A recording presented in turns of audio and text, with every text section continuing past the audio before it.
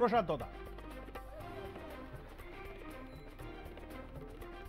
অবশ্যই আমি বলবো যেখানে যে অফিসার এই কাজটা করলেন তাকে অবশ্যই ধন্যবাদ জানাবো, যিনি একজন বয়স্ক মানুষকে এইভাবে নিজের পাজা কোলা করে তুলে নিয়ে এসে তাকে আবার তিনি টোটোতে তুলে দিয়েছেন এবং তিনি যথাস্থানে নিজের বাড়িতে পৌঁছে গেলেন। এই যে যারা সিআরপিএফ অফিসাররা রয়েছেন এরা যেমন ভোট গ্রহণ পর্বটাকে নির্বিঘ্নে চালানোর চেষ্টা করছেন, পাশাপাশি এখানকার যে সমস্ত বয়স্ক একেবারে আছেন যারা ভোট দিতে আসছেন তারা যাতে সমস্ত নির্বিঘ্নে ভোট দিতে পারেন সেদিকটাও তারা কিন্তু সমস্তটা খতিয়ে দেখছেন। ফলে এখানে সিআরপিএফ অফিসাররা রয়েছেন, তারা জড়ো হয়ে রয়েছেন, নির্বিঘ্নে ভোট পর্ব চলছে এবং একই সঙ্গে কোনো কাউকে বহিরাগত কাউকেই এখানে প্রবেশ করতে দেওয়া হচ্ছে না। এমনকি সেটা বলবো প্রবীর তোমাকে যে এই যে শান্তিপূর্ণ নির্বাচন মুর্শিদাবাদের সাময়িক দুই কিছু ঘটনা ছাড়া এখনো পর্যন্ত কিন্তু মুর্শিদাবাদে শান্তিপূর্ণ নির্বাচন চলছে। 1918খানা বুথ রয়েছে, যার মধ্যে 715টা বুথকে স্পর্শকাতর হিসেবে চিহ্নিত করা হয়েছে। তবুও যে নির্বাচন পর্ব চলছে সেই নির্বাচন পর্ব কিন্তু শান্তিতে হচ্ছে, এটা কিন্তু বলা যায় প্রবীর। একদমই তাই। এবং তোমার সঙ্গে কিছুক্ষণ আগেই যে বিষয়টা নিয়ে কথা হচ্ছিল যে ভোটদান, মানুষের কতটা উৎসাহ এই গণতন্ত্রের উৎসবে।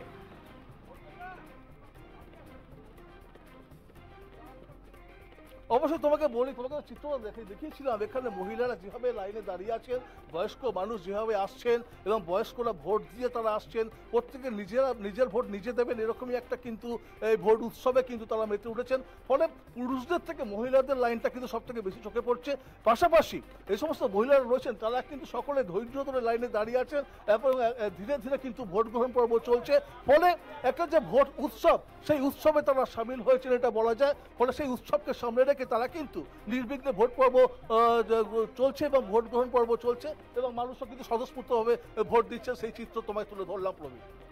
একদম প্রশান্ত দা, একটু যদি তাদের সঙ্গে কথা বলো। এই যে সকালবেলা সাধারণত বাড়ির মহিলাদের আমরা দেখি বাড়ির কাজ করতে হয়, ঘরকন্যার কাজ করতে হয়, সমস্ত কিছু ছেড়ে ছুড়ে দিয়ে আজকে এই গণতন্ত্রের উৎসবে সামিল। এই জায়গায় দাঁড়িয়ে কতটা আনন্দ পাচ্ছেন, নাকি আজকে তাদের বাড়িতে রান্না বান্নাই হবে না বা নাকি রান্না করেছে, একটু যদি তাদের সঙ্গে কথা বলা যায় প্রশান্ত দা। না এটা তো ঠিক তা নয়। আসলে যে বয়স্ক মানুষজন রয়েছেন তারা শান্তিপূর্ণ ভোট দিচ্ছেন, আপনি ভোট দিতে এসছেন সংসারের সমস্ত কাজ ছেড়ে দিয়ে নাকি? ছেড়ে রেখেছে, এখন ভোট দিব, তারপরে কাজ করব, রান্না বান্না পরে করব। সংসারে কোনো সমস্যা হচ্ছে না তো ভোট দিতে এসছে? না, ভোট তো দিতেই হবে, সমস্যা হলেও ভোট দিতে হবে, এগিয়ে সব করব।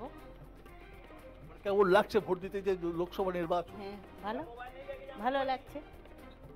ওই যে দাঁড়িয়ে থাকতে হচ্ছে দীর্ঘ সময়, তো তাতে কোনো অসুবিধা? কোনো ব্যাপার না, দিতে হবে। অবশ্যই এখানে আরো দুজন রয়েছেন, আমি কথা বলি।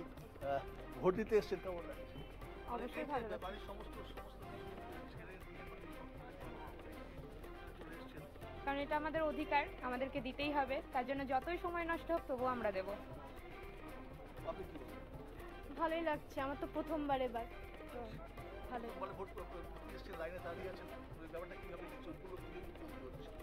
ভালোই এক্সাইটমেন্ট।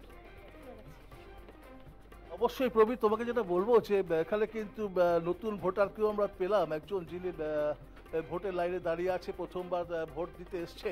পাশাপাশি মহিলাদের একটা স্বতঃস্ফূর্ত কিন্তু আমরা নজরে পেয়েছি এবং তারা কিন্তু সম্পূর্ণ বলছে সংসারের কাজ তো সারা বছরই হয় এবং শুধু তাই নয়, এই যে ভোট গ্রহণ করবো তারা আনন্দের সাথে ভোট দিচ্ছে, এই দৃশ্যই কিন্তু বারবার ফুটে উঠছে মুর্শিদাবাদ লোকসভা কেন্দ্রের বেশ কিছু বুথে।